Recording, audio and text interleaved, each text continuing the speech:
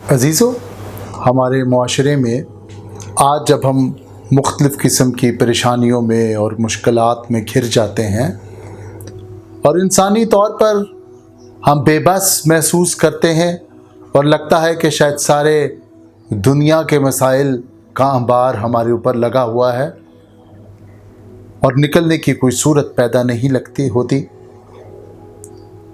تو ہمیں مختلف مشورے دیے جاتے ہیں کہ ہمیں اپنے مسائل کے لیے یا اپنی مشکلات کے لیے کسی عامل بابے کے پاس جانا پڑے گا، ہمیں کسی جادوگر کے پاس، کسی سمجھدار آدمی کے پاس اپنے مسائل کے لیے، اپنی مشکلات کے لیے جانا پڑے گا۔ عزیزو، آج ہم خدا کے کلام میں دیکھیں گے کہ آیا خدا کا کلام ہمیں عامل بابوں کے پاس جانے کی اور جادوگروں کے پاس جانے کی اجازت دیتا ہے؟ احبار کی کتاب میں جب شریعت دی گئی تو خدا کے کلام میں واضح طور پر جادوگری کو اور ایسے لوگوں کے پاس جانے کو منع فرمانے کا حکم دیا۔ احبار 19 باب اس کی 31ویں آیت میں لکھا ہے، جو جنات کے یار ہیں اور جو جادوگر ہیں تم ان کے پاس نہ جانا اور نہ ان کے طالب ہونا تاکہ وہ تم کو نجس بنا دیں، میں خداوند تمہارا خدا ہوں۔ واضح طور پر منع فرمایا پرانی شریعت میں کہ تم نے جادوگروں کے پاس نہیں جانا، اور آگے لکھا ہے کیونکہ میں تمہارا خدا ہوں اور جادوگر جو ہیں وہ تمہیں نجس بنا دیتے ہیں۔ عزیزو، پرانے عہد نامے میں اور بھی بڑے حوالے ہیں۔ پہلا سیموئیل اس کا 15 باب اس کی 23ویں آیت میں سیموئیل نبی جب ساؤل سے مخاطب ہوتا ہے تو وہ ساؤل کو کہتا ہے بغاوت اور جادوگری برابر ہے۔ آپ سب جانتے ہیں کہ بغاوت کی سزا موت ہے، تو بغاوت اور جادوگری کو ایک درجہ دیا گیا، تو یہ اس کا مطلب ہے جادوگری خدا سے بغاوت ہے۔ تو ہم کیسے پھر جادوگروں کے پاس جا سکتے ہیں؟ ہم کیسے عامل بابوں کے پاس جا سکتے ہیں؟ خدا کے کلام پہ اور بھی بہت سے حوالے موجود ہیں، میں چند ایک آپ کو لکھوائے دیتا ہوں۔ پہلا تواریخ اس کا 10واں باب اس کی 13ویں آیت، دوسرا تواریخ اس کا 33واں باب اور اس کی 6ٹھی آیت، یسایہ 8 باب، بڑا پیارا اور بڑا خوبصورت حوالہ ہے یہ۔ یسایہ 8 باب اس کی 19ویں آیت میں لکھا ہے، اور جب وہ تم سے کہیں کہ تم جنات کے یاروں اور افسون نگروں کی جو پھسپھساتے اور بڑبڑاتے ہیں تلاش کرو، تو تم کہو کہ کیا لوگوں کو مناسب نہیں کہ وہ اپنے خدا کے طالب ہوں؟ کیا زندوں کی بابت مردوں سے سوال کریں؟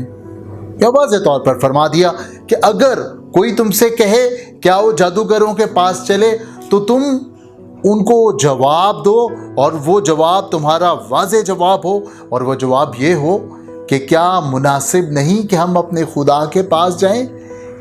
کیا ہمیں اپنے مسائل کے لیے مردوں کے پاس جانا ہوگا جب ہمارے پاس زندہ خدا موجود ہے؟ تو پھر ہم مردوں کے پاس کیوں جائیں زندوں کو چھوڑ کر؟ نئے عہد نامے میں، نئی شریعت میں غلطیوں 5 باب جب جسم کے پھل بتائے گئے، جسم کی باتیں بتائی گئیں، تو وہاں پر جادوگری کو واضح طور پر لکھا گیا۔ مکاشفہ 22 باب اس کی 15ویں آیت، 21واں باب اس کی 8ویں آیت واضح طور پر مرقوم ہے کہ جو جادوگر ہیں وہ خدا کی بادشاہی میں داخل نہیں ہوں گے، بلکہ ان کا حصہ کیا ہے؟ آگ اور گندک میں ان کا حصہ ہے۔ تو پھر ہم کیسے آج اپنے زندہ خدا کو چھوڑ کر جادوگروں کے پاس اپنی مشکلات کے لیے جائیں؟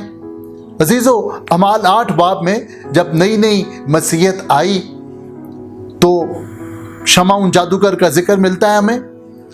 شمعون جادوگر مسیح ہو جاتا ہے شاگردوں کی تعلیم سے، مسیح کی خوشخبری کے باعث وہ مسیح تو ہو جاتا ہے، لیکن obviously اس کے اندر کچھ آتیں اپنی پرانی موجود تھی، کیونکہ وہ جادوگر تھا، اس دور میں بڑے کام بھی کرتا تھا۔ جب اس نے شاگردوں کو دیکھا کہ ان کے ہاتھ رکھنے سے روح القدس مل جاتا ہے، تو وہ شاگردوں کے پاؤں میں کہتا ہے کہ میرے ساری دولت تم رکھ لو اور مجھے یہ طاقت دے دو کہ میں جس پر ہاتھ رکھوں وہ روح القدس پا جائے۔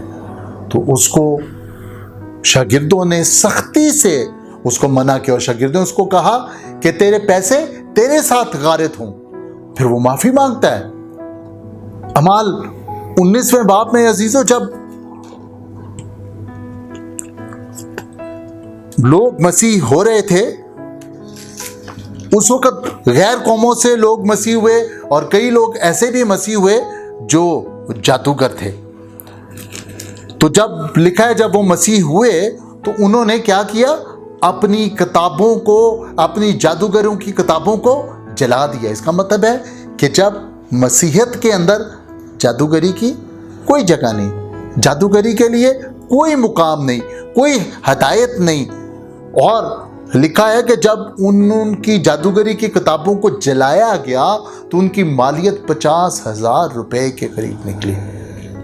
عزیزو اس کا مطلب ہے کہ اس زمانے میں بھی جادوگری بہت زیادہ تھی، اتنی زیادہ کہ اس وقت کے لحاظ سے 50,000 روپے، 50,000 آج بڑی اماؤنٹ ہے تو اس زمانے میں تو 50,000 بہت بڑی اماؤنٹ ہوگی. تو جب انہوں نے اپنی جادوگری کی کتابوں کو جلایا، کیوں جلایا؟ کیونکہ وہ مسیحیت میں شامل ہو چکے تھے اور مسیحیت میں جادوگری کی گنجائش نہیں تھی. عزیزو آج ہمیں اپنی مشکلات میں، اپنی تکلیفوں میں جب ہم ناامیدی محسوس کرتے ہیں تو اس کا حل جادوگر نہیں ہے، اس کا حل عامل بابے نہیں ہے، اس کا حل ہمارا زندہ خدا ہے. اور پالوس رسول بڑا واضح طور پر کہتا ہے، پالوس رسول کہتا ہے جب میں کمزور ہوتا ہوں اسی وقت میں زوراور ہوتا ہوں. یعنی پالوس جب بھی کمزور، اب کہتا ہے جب میں کمزور ہوتا ہوں جب میں زوراور ہوتا ہوں. اور وہ کہتا ہے کہ میری کمزوری میں خدا کی قدرت اور خدا کا جلال جو ہے وہ ظاہر ہوتا ہے. تو لہٰذا ہمیں اپنی دکھوں میں، اپنی کمزوریوں میں، اپنی مشکلات میں اپنے زندہ خدا کی طرف جانا ہے، بجائے اس کے کہ ہم مردوں کے پاس اپنے مسائل کے حل کے لیے جائیں. شکریہ.